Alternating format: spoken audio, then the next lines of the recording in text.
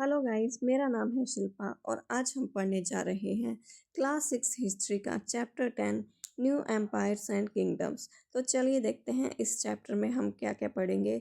तो इस चैप्टर को भी हम बाकी क्लास 6 के 9 चैप्टर्स की तरह क्रोनोलॉजिकली पढ़ेंगे। और इस चैप्टर में जो सबसे पुरानी डेट दे रखी है वो है 1700 ईयर अगो। 1700 साल पहले जो है हम गुप्ता डायनेस्टी के बारे में पढ़ेंगे। उसके बाद जो नेक्स्ट डेट दे रखी है वो है 1400 साल पहले। तो 1400 साल पहले हम हर्षवर्धन और कुछ साउथ के किंगडम्स और उनके कोर्ट पोइट्स के बारे में पढ़ेंगे। और इसके बाद जो लास्ट में जो है अरेबिया के बारे में बता रखा है कि 1400 साल पहले वहाँ इस्लाम की शुरुआत हुई थी। और लास्ट में जो है अरब सोल्जर्स ने 1300 साल पहले सिंध को कैसे कॉन्कर कर लिया था उसके बारे में पढ़ेंगे। तो अगर आपको ये मेरी वीडियो अच्छी लगे तो लाइक, सब्सक्राइब और शेयर ज़रूर करें। मेरे चैनल का नाम है एनसीईआरटी क्रोनोलॉजी शिल्पा। इस चैप्टर में जो सबसे पहली डेट दे रखी है वो है 1700 ईयर अगो। 1700 साल पहले जो है गुप्ता डायनेस्टी की शुरुआत हो चुकी थी। और समुद्रगुप्त जो है इस डायनेस्टी के एक फेमस रूलर थे। और ये जो समुद्रगुप्त हैं इनके बारे में हमें इंस्क्रिप्शन से पता चलता है, जो कि अशोका पिलर पे इंस्क्राइब की गई हैं, जो कि इलाहाबाद में है। और ये जो इंस्क्रिप्शन है ये एक काव्य के रूप में है और इनको जो है हरिसेन द्वारा लिखा गया है। हरिसेन जो है एक पोइट और मिनिस्टर हैं जो कि समुद्रगुप्त के कोर्ट में हैं। और ये जो इंस्क्रिप्शन है ये एक स्पेशल टाइप की इंस्क्रिप्शन है जिनको कि प्रशस्ति बोला जाता है। प्रशस्ति जो है एक संस्कृत वर्ड है जिसका मतलब होता है इन प्रेज ऑफ, यानी कि किसी की तारीफ में। और इसके अलावा ये जो प्रशस्ति हैं ये बाकी रूलर जैसे कि गौतमी पुत्र श्री सतकर्णी के ऊपर भी लिखी गई थी, जो कि उनकी माताजी बालाश्री गौतमी द्वारा लिखवाई गई थी। लेकिन गुप्ता पीरियड में जो है ये इंस्क्रिप्शन बहुत इम्पोर्टेंट हो जाती हैं। तो ये जो समुद्रगुप्त के ऊपर प्रशस्ति लिखवाई गई थी, इसमें जो है पोइट लिखते हैं कि जो किंग समुद्रगुप्त जो हैं एक वॉरियर हैं जिन्होंने बहुत सारी बैटल्स को जीता हुआ है। ये एक बेस्ट पोइट हैं और ये बहुत ही नॉलेजेबल पर्सन हैं। और साथ में ही इनको जो है पोइट द्वारा एक गॉड के इक्वल पर्सन बताया हुआ है। और साथ में ही यहाँ पे एक कॉइन दिखाया गया है जिसपे कि समुद्रगुप्त को जो है बीड़ा बजाते हुए दिखाया गया है। तो ये रहा वो कॉइन जिसके ऊपर जो है समुद्रगुप्त को वीणा बजाते हुए दिखाया गया है। ये जो समुद्रगुप्त थे ये एक वॉरियर होने के साथ साथ एक बेस्ट पोइट भी थे और इनको बीणा बजाना भी आता था। तो चलिए आगे पढ़ते हैं, आगे क्या दे रखा है इस चैप्टर में। तो एक मैप के बारे में बता रखा है कि मैप में देखो कि कुछ एरिया जो है ग्रीन कलर से मार्क किया हुआ है और कुछ एरिया जो है रेड डॉट से मार्क किया हुआ है, जो कि ईस्ट कोस्ट पे है। और कुछ एरिया जो है पर्पल और ब्लू कलर से मार्क किया हुआ है। और ये जो मैप है ये उस इंफॉर्मेशन के बेसिस पे बनाया गया है जो कि जिन एरिया के बारे में हमें प्रशस्ति से पता चलता है। तो चलिए एक बार इन एरिया को देख लेते हैं। तो ये रहा वो मैप जिसमें कि ये एरिया दिखाए गए हैं। तो ये रहा रेड डॉट से मार्क किया हुआ एरिया, ये रहा ग्रीन कलर से मार्क किया हुआ, साथ में ही ये पिंक कलर से एरिया मार्क किया हुआ है। और साथ में ही ये जो है सॉरी थोड़ी सी गड़बड़ हो गई, तो साथ में ही जो है ये एरिया ब्लू कलर से मार्क किया हुआ दिखाया गया है। तो चलिए अब हम इन सभी एरियाज के बारे में पढ़ेंगे। तो जो हरिसेन थे उन्होंने अपनी प्रशस्ति में 4 डिफरेंट टाइप के रूलर्स के बारे में बताया था। और समुद्रगुप्त की जो उन 4 रूलर्स के लिए जो पॉलिसीज हो थी उनके बारे में बताया गया है। तो सबसे पहले जो रूलर बताए गए हैं वो हैं the ruler of Aryavarta. Aryavarta में जो है उस टाइम पे 9 रूलर हुआ करते थे जिनको कि समुद्रगुप्त ने उखाड़ फेंका था। और इन सब के किंगडम को जो है समुद्रगुप्त ने अपने अंपायर के साथ जोड़ लिया था। तो हम देखते हैं कि ये जो ग्रीन कलर का में जो एरिया मार्क किया हुआ है ये आर्यव्रत का एरिया है। और यहाँ पे 9 रूलर्स हुआ करते थे जिनको कि उखाड़ फेंका था समुद्रगुप्त ने और अपने अंपायर के साथ जोड़ लिया था। और इसके बाद जो सेकंड है वो है द रूलर ऑफ दक्षिण पथ। दक्षिण पथ में जो है 12 रूलर्स हुआ करते थे जिनकी कैपिटल को रेड डॉट से मार्क किया हुआ है। और इनको जो है समुद्रगुप्त ने डिफीट कर दिया था, लेकिन बाद में इनको दोबारा से रूल करने के लिए अलाउ कर दिया था। तो ये जो एरिया जो ये मार्क किया हुआ है रेड डॉट से, यहाँ के रूलर्स को दोबारा से रूल करने के लिए अलाउ कर दिया गया था। और इसके बाद जो नेक्स्ट पॉइंट है वो है the inner circle of neighbouring state, जिसमें कि आसाम, कोस्टल बंगाल, नेपाल और नॉर्थ वेस्ट के गढ़ और संघ आते हैं, जिसको कि पर्पल कलर से मार्क किया हुआ है। और ये जो एरिया थे, इनके जो रूलर्स थे वो जो है समुद्रगुप्त को ट्रिब्यूट दिया करते थे, उनके रूल ऑर्डर्स को फॉलो किया करते थे और उनके कोर्ट को जो है अटेंड किया करते थे। तो एक बार हम देख लेते हैं, ये जो पिंक या पर्पल कलर में मार्क किया हुआ एरिया है, यहाँ के रूलर्स जो है समुद्रगुप्त को ट्रिब्यूट दिया करते थे और उनके कोर्ट में जो है आया करते थे। इसके बाद में जो लास्ट में ब्लू कलर से हाईलाइट किया हुआ एरिया बचता है, वहाँ पे जो है डिसेंडेंट्स ऑफ कुषाण और शक रहा करते थे और रूलर ऑफ श्रीलंका थे, जिनको कि समुद्रगुप्त ने सबमिट कर लिया था। और फिर इन रूलर्स ने जो है समुद्रगुप्त को अपनी डॉटर जो है मैरिज के लिए ऑफर की थी।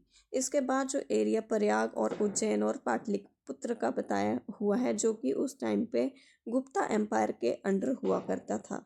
तो ये रहा पाटलिपुत्र, प्रयाग और उज्जैन, जो कि गुप्ता एम्पायर के अंडर हुआ करता था। इसके बाद जो है जेनेलॉजीज यानी कि वंशावलियों के बारे में बताया हुआ है। तो ये जो प्रशस्ति होती हैं, इनमें ज़्यादातर एंसेस्टर रूलर के बारे में बताया हुआ होता है। और जो समुद्रगुप्त के जो एंसेस्टर थे, उनमें उनके ग्रेट ग्रैंडफादर, ग्रैंडफादर, फादर और मदर आती हैं।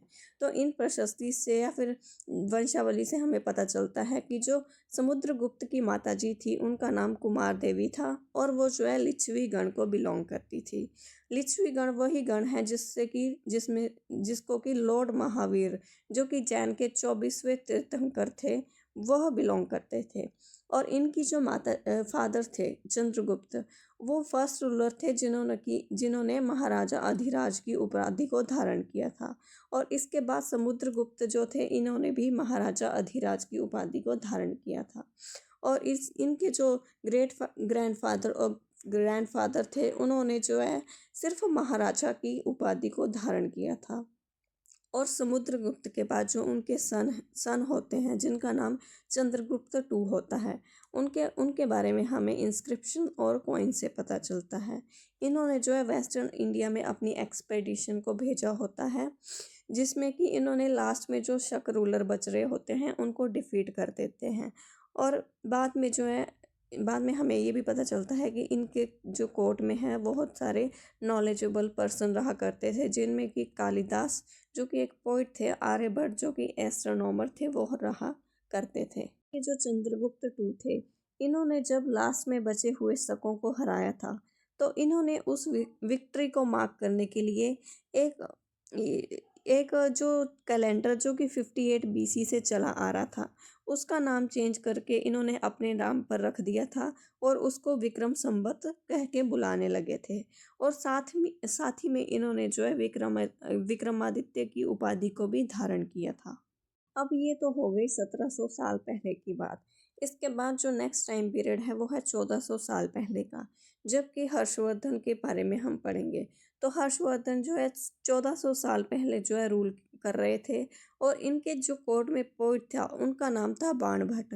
और बाणभट्ट ने जो है हर्षवर्धन की बायोग्राफी लिखी हुई थी, जिसका नाम था हर्षचरित, और ये इन्होंने संस्कृत में लिखी हुई थी। और हर्षवर्धन के कोर्ट में जो है एक चाइनीज तीर्थयात्री जिनका नाम था ज़ुआंग, वो भी रहा करते थे और ये जो है कोर्ट के या फिर किंगडम के बारे में लिखा करते थे। तो जो जो ज़ुआंग थे, उन्होंने हर्षा के बारे में लिखा हुआ है कि जो हर्ष थे वो अपने फादर के एल्डेस्ट सन नहीं थे, लेकिन जब उनके फादर और एल्डर ब्रदर की डेथ हो जाती है तो वो थानेसर के किंग बन जाते हैं। और जब रूलर ऑफ कन्नौज, जो कि उनके ब्रदर इन लॉ होते हैं, जब उनको जो है रूलर ऑफ बंगाल द्वारा मार दिया जाता है, तो जो हर्षवर्धन होते हैं वो कन्नौज को एक्वायर कर लेते हैं और रूलर ऑफ बंगाल के अगेंस्ट आर्मी भेजते हैं और उसको हरा देते हैं। इसी के साथ जो है जो हर्षवर्धन होते हैं वो ईस्ट में सक्सेसफुल हो जाते हैं, क्योंकि उन्होंने मगध और बंगाल को जो है कॉन्क्वेयर कर लिया होता है। इसके बाद जो है वो डेक्कन की तरफ भी जो है जाने के लिए जो है नर्मदा को क्रॉस कर लेते हैं, लेकिन उनको जो है चालुक्य डायनेस्टी के एक रूलर जिनका कि नाम पुलकेशिन II था, उनके द्वारा रोक लिया जाता है। अब हम साउथ के कुछ किंगडम्स और किंग्स के बारे में पढ़ेंगे, जिनमें कि हम पल्लवा और चालुक्य डायनेस्टी के बारे में पढ़ेंगे। तो ये जो पल्लवा और चालुक्य थे, ये साउथ इंडिया की रूलिंग डायनेस्टीज में आती थी 1400 साल पहले। और जो पल्लवास का किंगडम था वो उनकी कैपिटल कांचीपुरम से लेकर कावेरी के डेल्टा तक फैला हुआ था। एक बार हम मैप में देख लेते हैं कि ये कहाँ पे है। तो ये रहा पल्लवास का किंगडम, जो कि इनकी कैपिटल कांचीपुरम से लेकर कावेरी के डेल्टा तक फैला हुआ था। इसके बाद जो नेक्स्ट डायनेस्टी थी वो थी चालुक्य। चालुक्य के बारे में बताया हुआ है कि इनका किंगडम जो है वो रायचूर दोबाब, जो कि कृष्णा और तुंगभद्रा नदी के बीच में आता है, वहाँ तक था। और आईहोल जो है इनकी चालुक्यास की उस टाइम पे कैपिटल थी। तो एक बार हम मैप में देख लेते हैं कि चालुक्यास की एरिया कहाँ तक था। तो ये रहा चालुक्यास का एरिया, जिनकी कैपिटल आईहोल दिखाई गई है। और इनका एरिया जो है तुंगभद्रा और कृष्णा नदी के बीच, जो कि रायचूर दोआब तक था। और ये जो दोनों थे पल्लवास और चालुक्यास, ये एक दूसरे की लैंड को जो है रेड करते रहते थे। स्पेशली ये एक दूसरे की कैपिटल सिटी को अटैक करते थे। और जो बेस्ट नोन चालुक्य रूलर थे वो थे पुलकेशिन II। और पुलकेशिन II के बारे में हमें प्रशस्ति से पता चलता है, जो कि उनके कोर्ट पोइट रवि कीर्ति द्वारा लिखी गई होती हैं। और रवि कीर्ति बताते हैं कि पुलकेशिन II को जो है उन किंगडम जो है उनके अंकल द्वारा मिला हुआ होता है। ये जो रवि कीर्ति होते हैं, ये अपनी प्रशस्ति में बताते हैं कि जो पुलकेशिन II थे, उन्होंने वो अपनी एक्सपेडिशन को वेस्ट और ईस्ट कोस्ट की तरफ लेके गए थे। और इसके साथ साथ ही इन्होंने जो हर्ष, जो कि नर्मदा को क्रॉस करके साउथ की तरफ आ रहे थे डेक्कन की तरफ, उनको भी इन्होंने पुलकेशिन II ने रोका था। और जब इन्होंने हर्ष को रोका, तो जो हर्ष का मतलब हैप्पीनेस होता है, वो हैप्पीनेस नहीं रह गया, क्योंकि हर्ष जो है इनके द्वारा रोक लिए जाते हैं। और इसके बाद ये बताते हैं कि पुलकेशिन II ने जो है पल्लवास को भी अटैक किया था, लेकिन जो पल्लवास थे वो अपनी कैपिटल कांचीपुरम में छुप जाते हैं।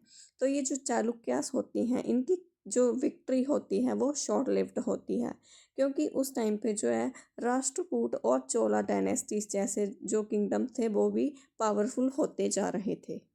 इसके आगे बताया गया है कि उस टाइम पे जो किंगडम्स होते थे उनको कैसे एडमिनिस्टर किया जाता था। तो मेन सोर्स जो होता था वो लैंड रेवेन्यू का होता था, जो कि रूलर्स जो है लैंड पे टैक्स लेके जो है कलेक्ट किया करते थे। इसके अलावा जो किंग होते थे वो उन आदमियों का सपोर्ट लिया करते थे जो कि उस एरिया में इकोनॉमिकली, सोशली, पॉलिटिकली पावरफुल हुआ करते थे। तो उस टाइम पे जो एडमिनिस्ट्रेटिव पोस्ट हुआ करती थी वो ज़्यादातर हेरिडिटरी हुआ करती थी। जैसे कि यहाँ पे एग्जांपल दिया हुआ है कि जो पोइट हरिसेन थे, जो कि समुद्रगुप्त के कोर्ट में थे, वो एक महादंड नायक थे, क्योंकि उनके फादर भी एक महादंड नायक थे। और ये पोस्ट उनको उनके फादर द्वारा हेरिडिटरी मिली होती है।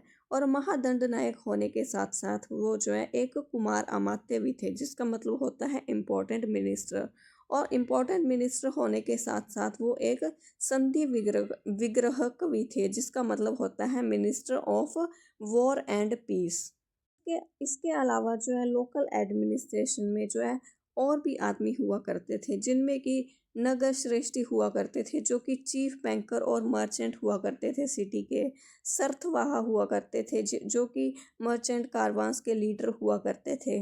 प्रथम कुलिका हुआ करते थे, जो कि चीफ क्राफ्ट पर्सन हुआ करते थे और हेड हुआ करते थे कास्ट थे और स्क्राइब्स के।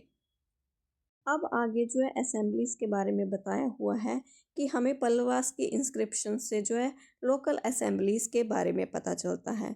तो लोकल असेंबलीज में जो है सभा हुआ करती थी, जिनके की ओनर जो हैं ब्राह्मण लैंड ओनर हुआ करते थे।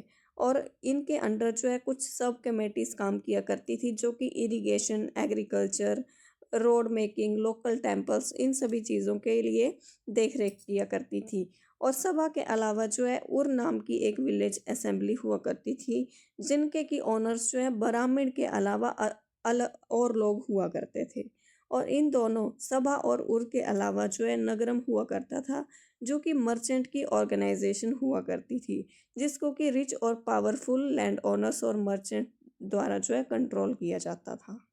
इस इन सब के अलावा जो है किंगडम में जो है ऑर्डिनरी पीपल भी हुआ करते थे, जिनके बारे में कि हमें प्लेस से पता चलता है। तो कालिदास जो हैं एक पोइट होते हैं, जो कि अपने प्लेस में कोर्ट की लाइफ को दिखाते हैं।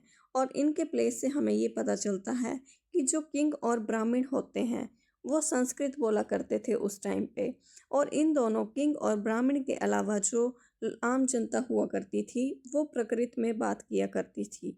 और ये जो कालिदास हैं इनका एक इम्पोर्टेंट बहुत फेमस प्ले है जिसका नाम है अभिजान शकुंतलम, जिसमें कि किंग दुष्यंत और शकुंतला नाम की लेडी की लव स्टोरी है।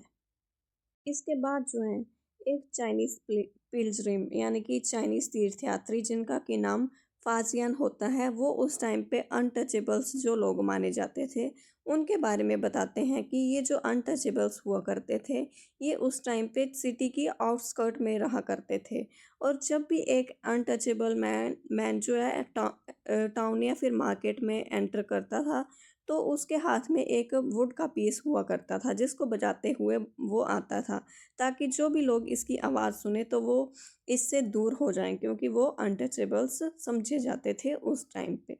इसके बाद जो है इन किंगडम्स में जो है आर्मी के बारे में बताया हुआ है, जैसे कि हमने लास्ट चैप्टर्स में पढ़ा है कि ऋग्वैदिक टाइम पे जो है किंग्स के पास रेगुलर आर्मी नहीं होती थी, लेकिन महाजनपद के टाइम में जो है रेगुलर आर्मी आनी स्टार्ट हो गई थी।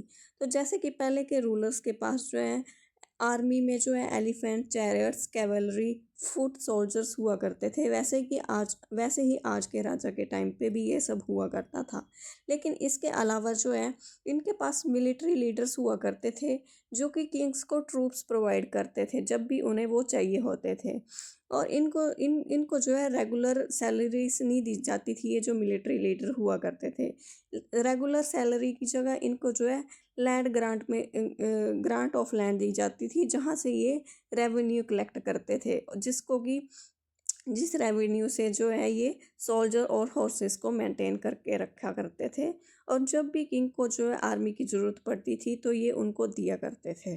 और ये जो मिलिट्री लीडर्स हुआ करते थे इनको जो है सामंत बोला जाता था। और जब भी उस टाइम पे जो रूलर्स थे वो वीक हो जाते थे, तो ये जो सामंत थे ये खुद को इंडिपेंडेंट घोषित कर लेते थे और खुद ही एक राजा बन जाते थे। और ऐसे ही जो है बाणभट्ट ने हमें एक किंग की आर्मी की मूवमेंट के बारे में बताया हुआ है, जिसके बारे में हम अभी पढ़ेंगे। तो उस टाइम पे जब भी किंग की आर्मी जो है मूव करती थी, तो वो अपने साथ बहुत सारा इक्विपमेंट्स लेके जाते थे। साथ में वो अपने साथ बहुत सारे पैन, पॉट्स, फर्नीचर, फूड और बहुत सारे एनिमल्स को, जैसे कि गॉड, डेयर, रैबिट, इन सभी चीज़ों को जो है वो अपने साथ लेके चलते थे। और जो आर्मी होती थी वो जो है उनमें जो है लोग जो है ड्रम्स को बीट कर करके और कुछ हॉर्न्स और ड्रम्स को बजा बजा के चलते थे। और जो जितने भी रास्ते में विलेज होते थे उनके विलेजर्स जो हैं किंग के लिए गिफ्ट लाते थे, जिसमें कि वो कर्ड, गुड़, फ्लावर और यहाँ तक कि जो एनिमल्स किंग के साथ जा रहे होते थे उनके लिए वो फॉडर भी लाते थे। और वो जो है किंग्स के साथ मिलके जो है अपनी कंप्लेंट्स के बारे में बताया करते थे। और जब ये आर्मी मूव करती थी तो बहुत ज़्यादा डिस्ट्रक्शन भी होता था। जो एलिफेंट हुआ करते थे वो लोगों के घरों तक को जो है उखाड़ दिया करते थे।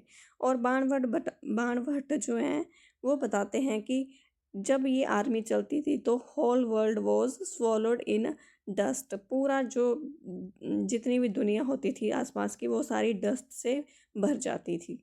अब ये तो हो गई हमारे 1700 साल पहले, जब हमने गुप्ता एम्पायर के गुप्ता डायनेस्टी के बारे में पढ़ा। और साथ ही में 1400 साल पहले जो है हमने हर्षवर्धन और साउथ के किंगडम्स के बारे में पढ़ा।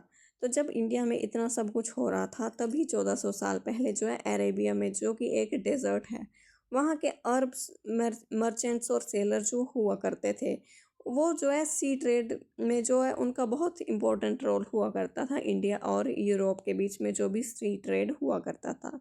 इसके अलावा जो अरब में जो है पेस्टल ट्राइब जिसका नाम की बेडुइन है वो रहा करती थी, जो कि मेनली कैमल्स पे डिपेंड हुआ करते थे। और साथ ही में 1400 साल पहले जो है एक प्रोफेट थे जिनका नाम था प्रोफेट मोहम्मद। इन्होंने जो है अरेबिया में जो है इस्लाम धर्म की शुरुआत की थी।